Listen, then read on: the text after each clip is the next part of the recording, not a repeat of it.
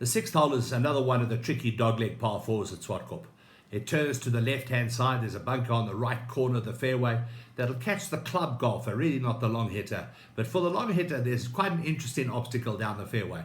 And that is a very old tree that's placed in the middle of the fairway, right in the center of the fairway. It's an old tree that for the last 30, 40 years, that tree has been dying.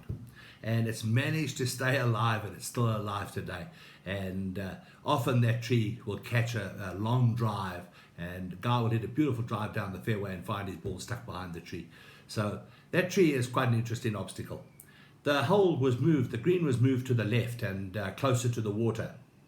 So it's quite an interesting second shot because it's a very narrow green, quite a long narrow green, and there's a bunker on the right hand side. So even with a short iron, you've got to hit an accurate second shot to hit the green. Way back in the 60s, about 1966 and 1967, my father actually owned all the property to the right of that hole, and he went on a sabbatical to America.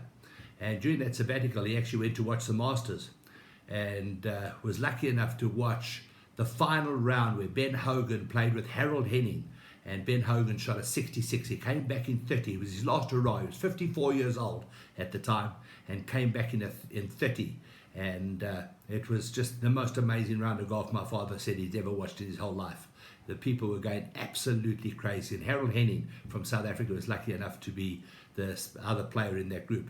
But anyway, when my father got back from the sabbatical, obviously the trip had cost him a lot more money than he expected, and he had to sell all that property. I think he sold the stands for 1,700 Rand each.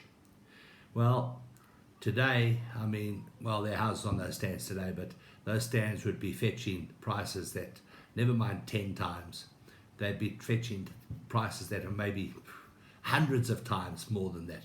So, Dad, hell, I wish you'd kept that ground, man. You know, I wouldn't be working anymore. I could retire. Oh, hang on a second. I am retired, aren't I? I don't even know. It's the work I do I love so much, I don't know whether I work or I'm retired.